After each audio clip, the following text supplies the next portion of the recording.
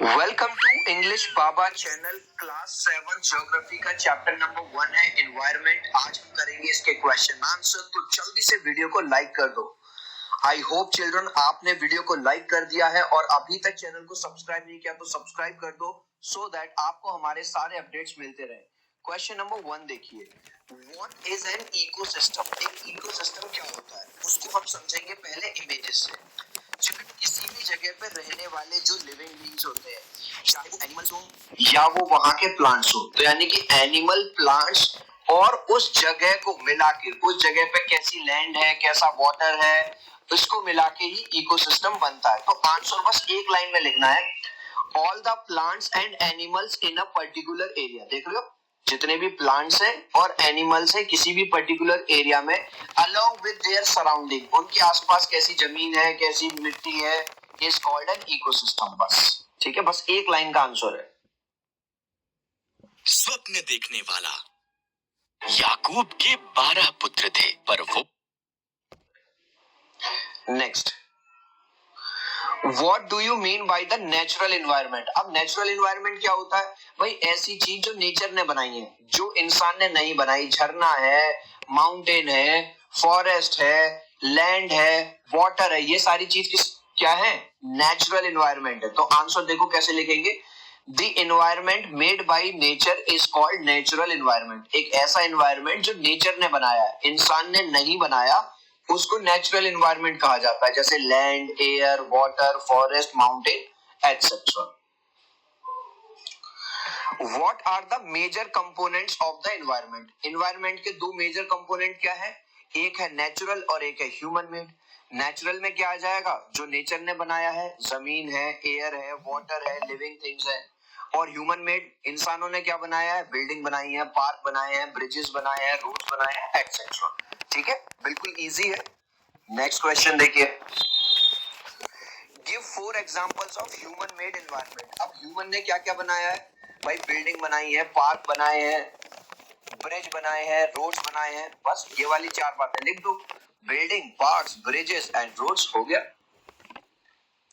Next, इस question को थोड़ा ध्यान से समझना। What is lithosphere? लिथोस्फीयर क्या है? चिल्ड्रन आपने ये अर्थ के ये पार्ट्स पढ़े होंगे, क्रस्ट, मेंटल और core.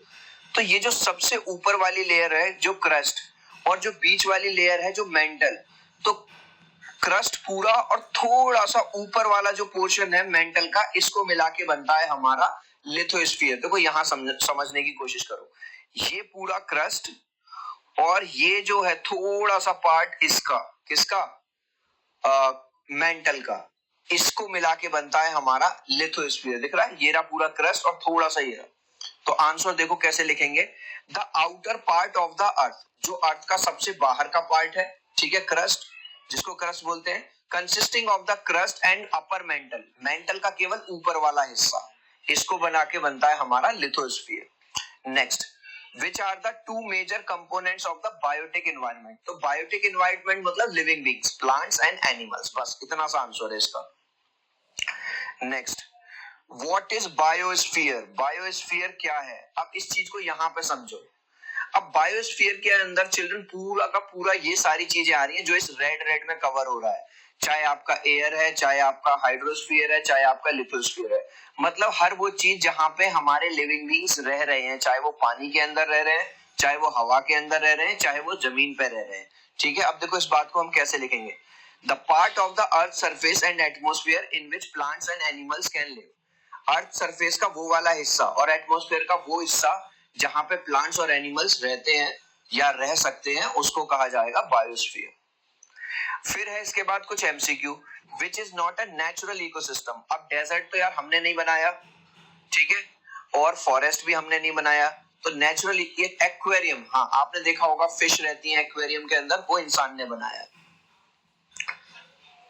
Next, which is not a component of the human environment. अब देखो ह्यूमन एनवायरनमेंट वाला पार्ट कौन सा नहीं है? रिलीजन ह्यूमन ने बनाया है, धर्म कि मैं हिंदू हूं, मैं मुस्लिम हूं, कम्युनिटी हमने बनाई है, लेकिन जो लैंड है, ठीक है, वो हमने नहीं बनाई।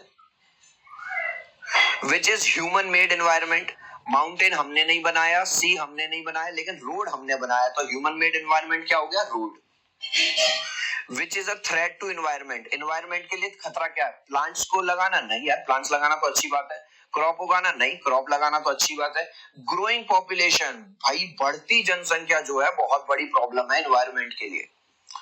नेक्स्ट, अब ये कुछ मैच द फॉलोइंग है, ठीक है, इधर कुछ ऑप्शंस दिए हुए हैं और इधर के कुछ आंसर हैं। तो यहाँ पे ये मैंने आपके लिए ऑलरेडी कर दिया है। बायोस्फीयर को हम पहले ही समझ चुके हैं, narrow zone where land and water and the air interact, है ना, अभी हमने पढ़ा था, जहां लैंड भी होगा, एयर भी होगा, वाटर भी होगा। एटमॉस्फेयर क्या है? Blanket of air which surrounds the earth. और हाइड्रो, जहां पे भी हाइड्रो वर्ड आ जाए, हाइड्रो का मतलब होता है चिल्ड्रन वाटर, तो याद रखना डोमेन ऑफ वाटर। एनवायरमेंट जो हमारी सराउंडिंग है, जो हमारे आसपास है, वही एनवायरमेंट है। नेक्स्ट क्वेश्चन देखेंगे। अब क्वेश्चन पूछ रहा है गिव रीजन, रीजन देना है आपको, किस बात का रीजन देना है? मैन मॉडिफाई हिज एनवायरमेंट, जो इंसान है वो अपने एनवायरमेंट को मॉडिफाई करता है। अब यार देखो, स्टार्टिंग की बात करे जाए तो पहले तो हर टाइम हर जगह फॉरेस्ट ही फॉरेस्ट होते थे, लेकिन अर्ली मैन को लगा कि नहीं यार, मेरे लिए भी रहने के लिए जगह होनी चाहिए, तो उसने फॉरेस्ट को काटना शुरू किया और अपना घर बनाना शुरू किया, ठीक है। फिर उसको लगा कि यार मैं खाने के लिए कहां कहां दर बदर भटकूंगा, चलो क्रॉप भी उगाते हैं। फिर उसको लगा यार पानी पीने हर बार थोड़ी बाहर जाऊंगा, तो घर के अंदर ही 24/7 मुझे वाटर सप्लाई चाहिए। तो क्वेश्चन पूछ रहा है कि मैन मॉडिफाई क्यों करता है? Man modifies his environment because of following reason, इन रीजन की वजह से हम मॉडिफाई करते हैं। Number 1, to fulfil his basic need, ताकि वो अपनी जरूरतों को पूरा कर पाए। अभी हमने देखा था टू मेक हिज हाउस, अपना घर बनाने के लिए। टू ग्रो क्रॉप्स, क्रॉप्स उगाने के लिए। टू हैव वाटर सप्लाई, ताकि उसको पानी की सप्लाई मिलती रहे 24 घंटे। To make his life more comfortable, और ताकि उसकी जो लाइफ है वो और ज्यादा कंफर्टेबल रहे। Next question, plants and animals depend on each other. अब आपको रीजन देना है कैसे, कैसे प्लांट्स और एनिमल एक दूसरे पे डिपेंड करते हैं। चिल्ड्रन, ये वाली बात आपने कई बार सुनी होगी, जब ग्रीन प्लांट्स फोटोसिंथेसिस करते हैं तो उस टाइम पे वो ऑक्सीजन रिलीज करते हैं। वो जो ऑक्सीजन है वो जितने भी एनिमल्स हैं, जितने भी लिविंग बीइंग है, वो हम सबके लिए जरूरी है ब्रीदिंग के लिए, है ना, तभी तो हम सांस ले पाएंगे जब ऑक्सीजन होगी। और जितने भी लिविंग बीइंग है ये सब दिखाई दे रहे हैं, जब हम ब्रीदिंग करते हैं तो इनहेल तो हम ऑक्सीजन करते हैं और छोड़ते क्या है? हम कार्बन डाइऑक्साइड छोड़ते हैं। और इनको क्या चाहिए? इनको कार्बन डाइऑक्साइड चाहिए। तो देखो अच्छी बात हो गई ना भाई, प्लांट्स हमें वो दे रहे हैं जो हमें चाहिए, हमें इनसे ऑक्सीजन चाहिए, और प्लांट्स को क्या चाहिए? हम इनको कार्बन डाइऑक्साइड। तो दोनों एक दूसरे पे इंटरडिपेंडेंट है। तो आंसर देखो कैसे लिखेंगे, plants need carbon dioxide which is provided by animals. Plants को किसकी जरूरत है? कार्बन डाइऑक्साइड की, और उसको कौन दे रहा है? हम दे रहे हैं, एनिमल्स दे रहे हैं। And animals need oxygen, animals को क्या चाहिए? ऑक्सीजन चाहिए, चाहिए ना, और वो कौन दे रहा है? प्लांट दे रहा है, which is provided by plants. Thus plants and animals depend on each other. तो इस तरह से हम कह सकते हैं कि जो प्लांट्स हैं और एनिमल्स हैं वो एक दूसरे पे डिपेंड करते हैं। चिल्ड्रन, अब मैं ये देखूंगा कि आप में से इस लास्ट क्वेश्चन का आंसर कितने बच्चे राइट आंसर देंगे मुझे कमेंट में। तो आपको कमेंट में आंसर देना है मैन मेड थिंग इज, ऐसी चीज बतानी है जो इंसान ने बनाई है, वो एयर है, हाउस है, माउंटेन है या प्लांट है। आप अपने आंसर में ए, बी, सी या डी भी लिख दोगे तो मैं समझ जाऊंगा, देखूंगा कितने बच्चे राइट आंसर देंगे। आई होप ये छोटा सा वीडियो आपको बहुत अच्छा लगा होगा। प्लीज वीडियो को लाइक कर देना, चैनल को सब्सक्राइब कर देना। अब हम मिलते हैं अगले वीडियो में, बाय बाय। मेरा बच्चा तो फटाफट इंग्लिश बोलता है क्योंकि मैंने उसके फोन में ये ऐप डाल दिया। हर गार्डियन चाहता है